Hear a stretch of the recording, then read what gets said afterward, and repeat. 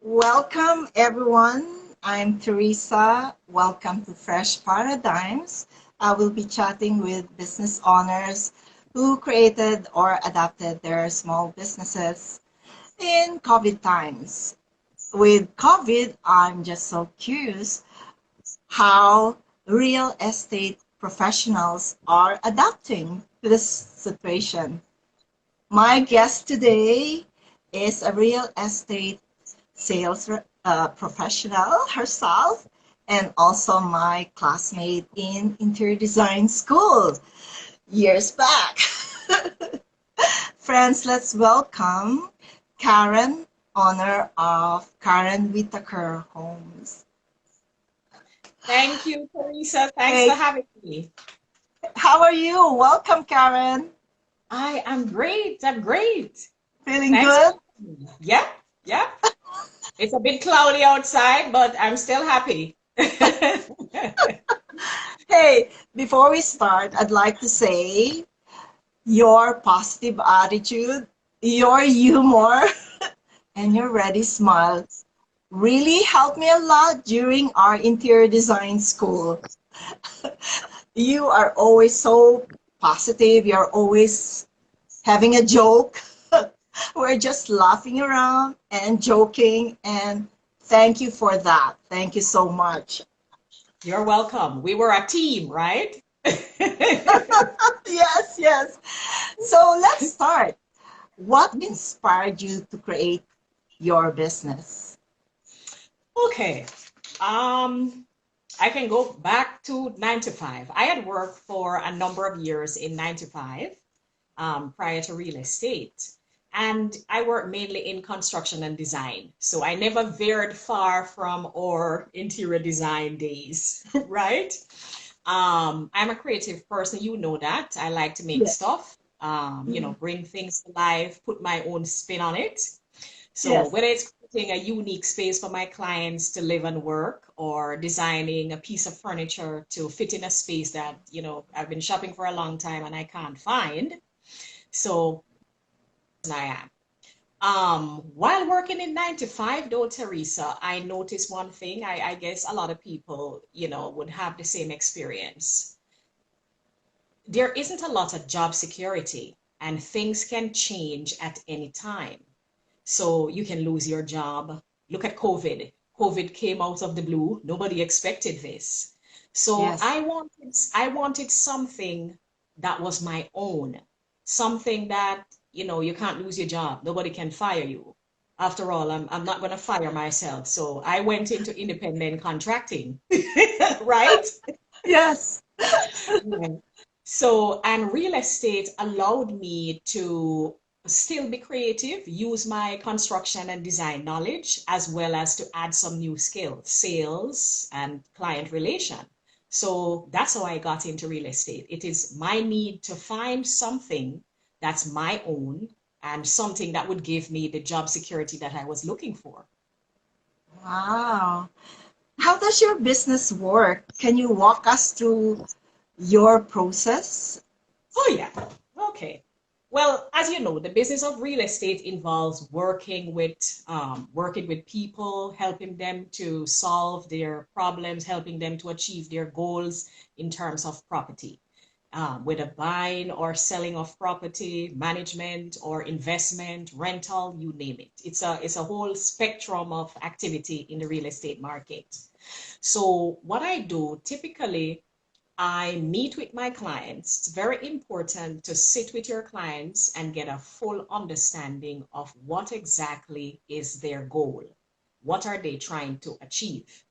A lot of time, buyers and sellers may not be aware or fully aware of what's happening in the real estate market.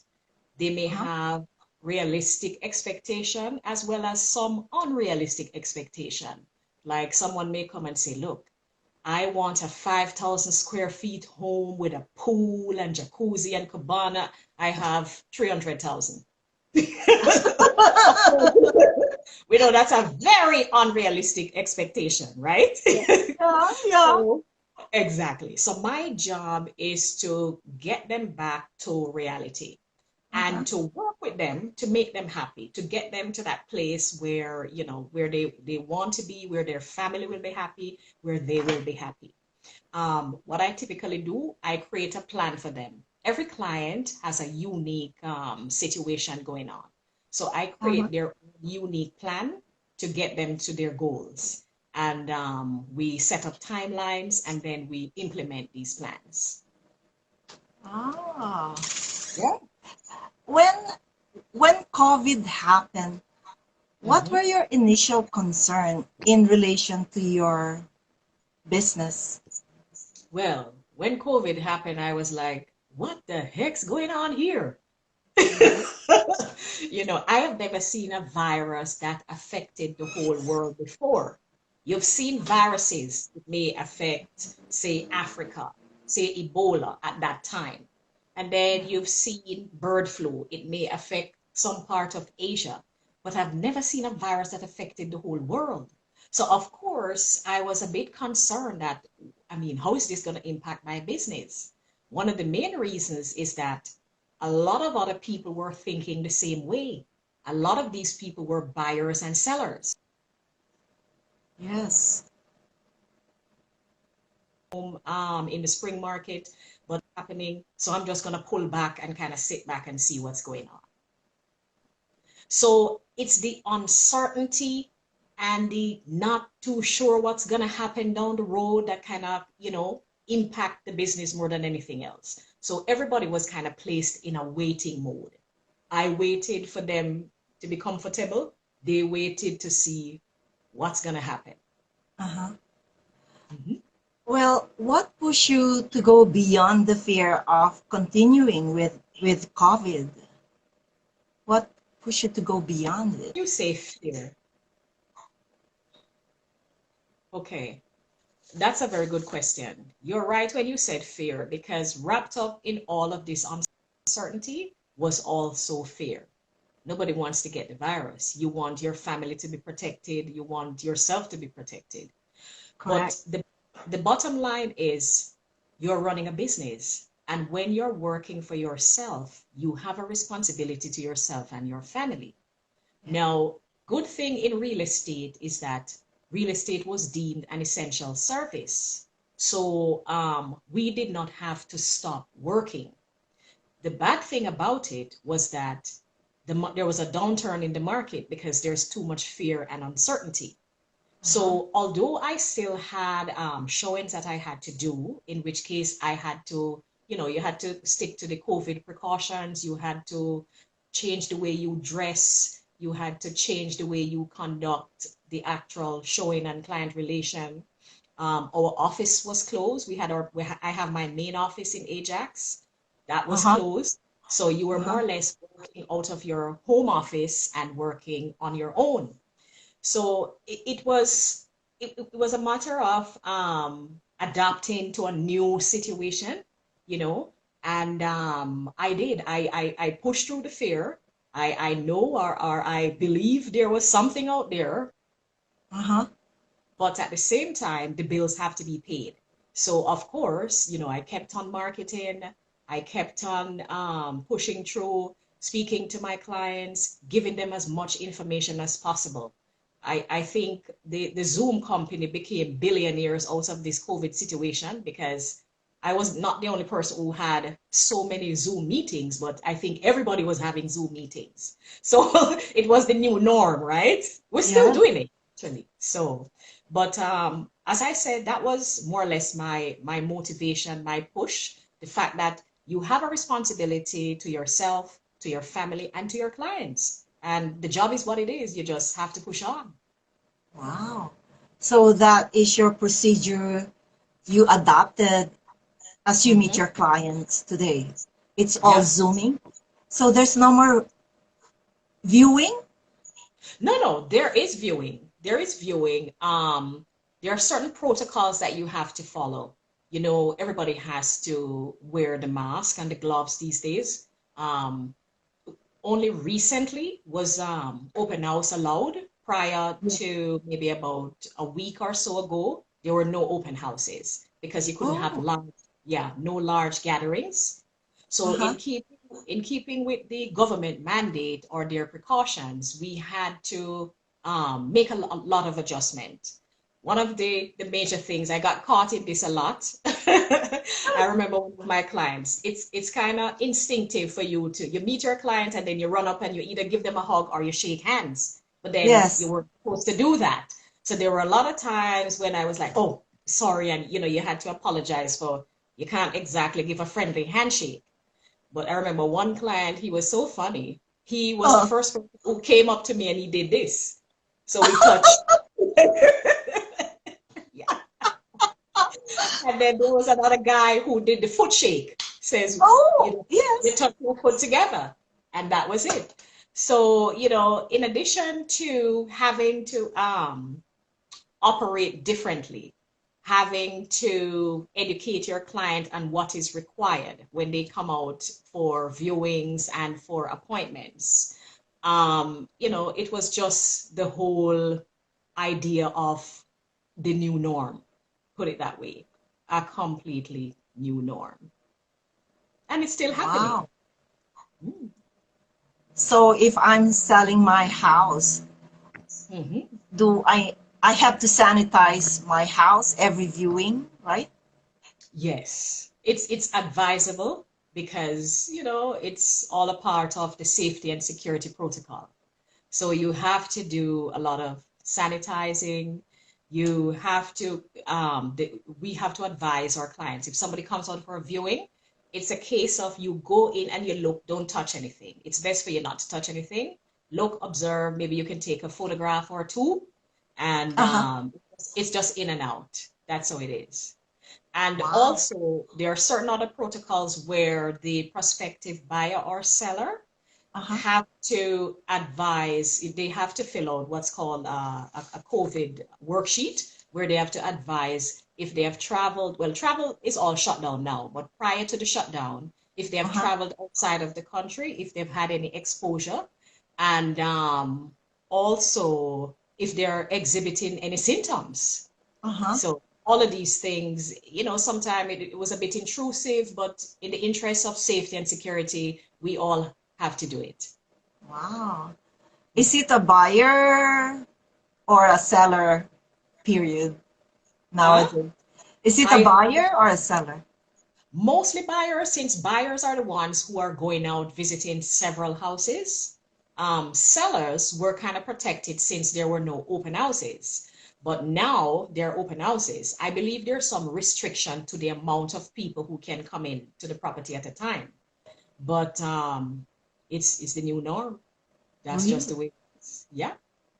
How is the interest rate? Is it low because of what's happening around?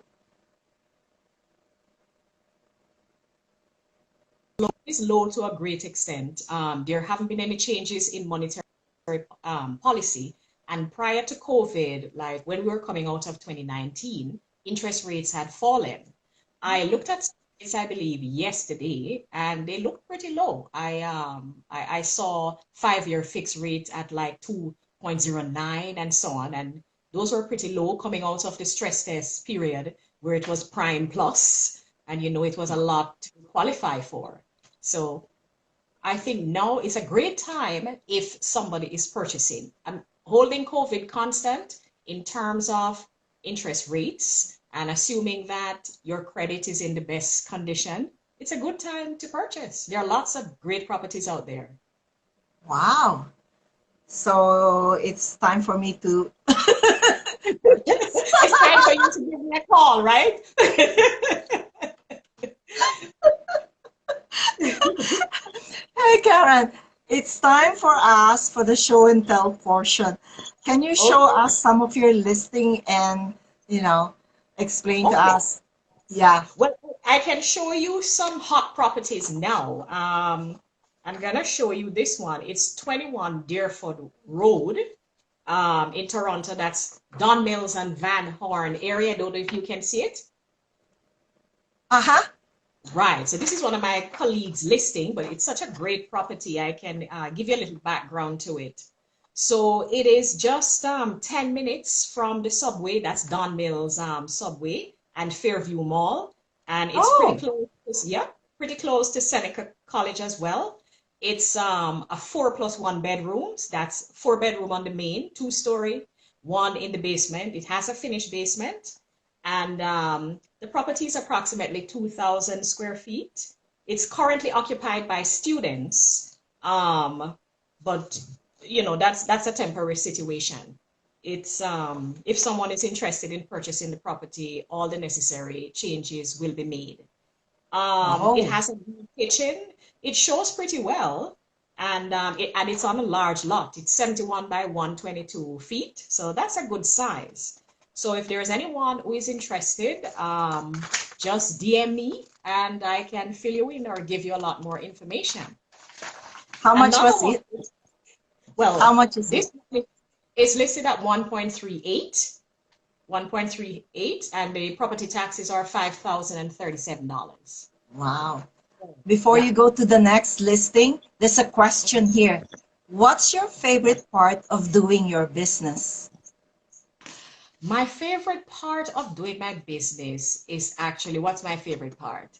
There are so many favorite parts to it. I like preparing someone's house for sale, make it look attractive and saleable because I'm coming from a design background. You know that, Correct. Teresa. We did a lot of that in design school. And I also like when we meet or the client reach their goal and they're happy with it. When you have a happy client, it's one of the best things. You get referrals, you develop a relationship, and it's like a friend for life. Wow. Yeah, So it became your extended family? exactly. Exactly. Wow. Wow. Yeah, that's how it is. So I can go on to, you remember that bungalow you had asked me about, the bungalow in Oshawa? Yeah.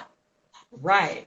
So this bungalow is 3 bedrooms, 2 washrooms, and it's listed for a great price of 539,000.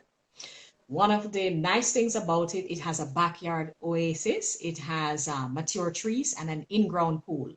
So for those hot, sticky days, it's a great way to cool down. Go and take a swim, right? Yeah, I saw that with swimming pool. Yeah.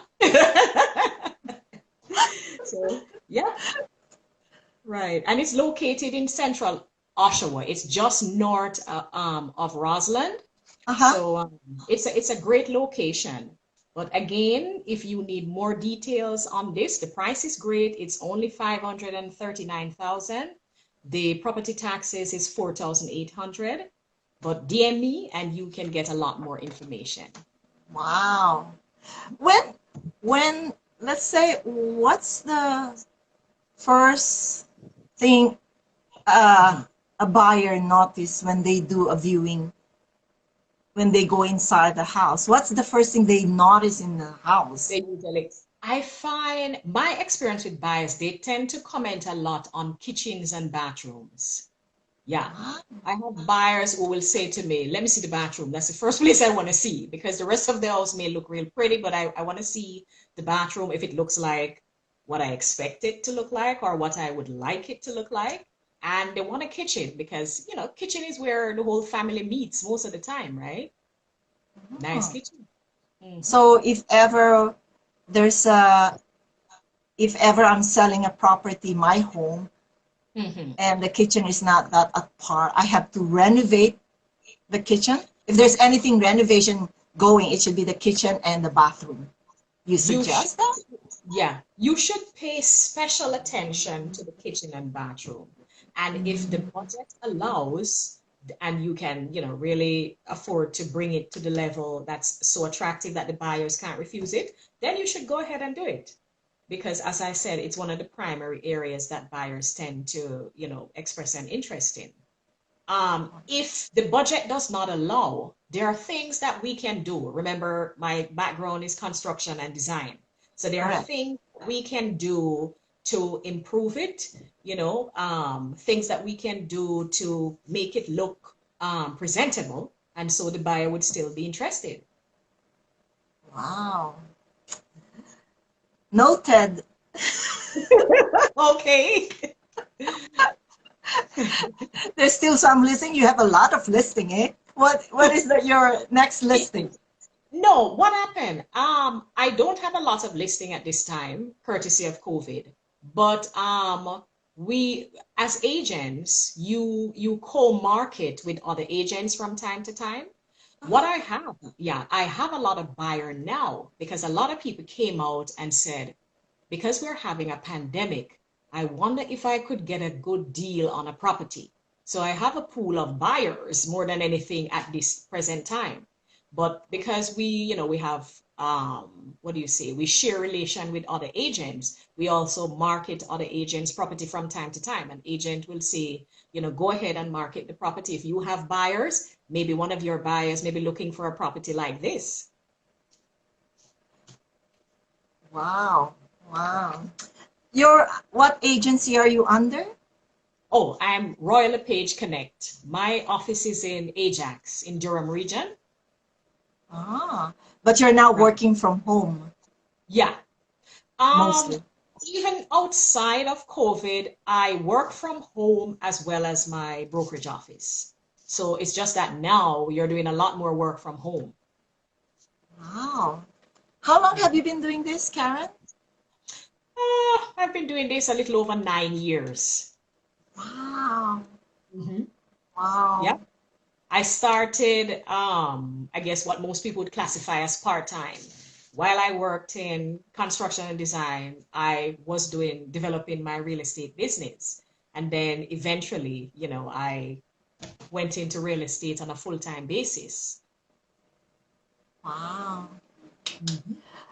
Okay, Karen, to wrap up things, what advice can you Mhm. give to anyone who's dreaming about creating their business today in this time, COVID times? What advice can you give them? Wow. You know what? There's no time like the present. And as tough as it is in terms of the uncertainty that exists with COVID and all of that, if you have just make sure you have all the information before, for example, you leave your 9 to 5. Okay. Uh, Um, Karen, then I want to sorry, add, yeah. sorry. There was some technical issue. Someone is Oh, asking, can she repeat it? The advice. Because okay. you got This one. frozen. The screen Okay. froze. Okay. Yes, what I was saying is that if you're thinking about your own business, my advice would be to research carefully, make sure you know all the advantages and disadvantage of getting into this business. Make sure that it is something that is marketable. It's something that people want because you want to have a successful business, right? And I'm gonna read something from one of a business advisor that I've dealt with that I thought was very good. These are not my words, but it's very handy. Um, where is it? You need to be able to trust yourself to be smart enough to figure out tricky situations when they come. You also need to be resourceful enough to find money or help when you need it, to be experienced enough to make the right decisions as they arrive, and to be tough enough to bounce back when everything looks grim. And I think we're in a grim period, but you gotta be tough enough to bounce back. You gotta roll with the punches sometimes, but get as much information as possible. Um, Liaise with as many people as possible. Look at other people's model, how they've done it, and try to adapt and apply some of these principles and strategies to yours as well. When you're comfortable that your family will be secure, you will be secure, then make the move. Why not? Why not? Just do it. Right? There's no right time. What we have No, is only time. And you get to exactly. choose what you do with it, right? I Just do it. agree. I agree. I agree totally. Oh, Karen, thank you so much for sharing your inspiring story. Thank you so much. And to everyone who watch, share their time with us. Thank you so much.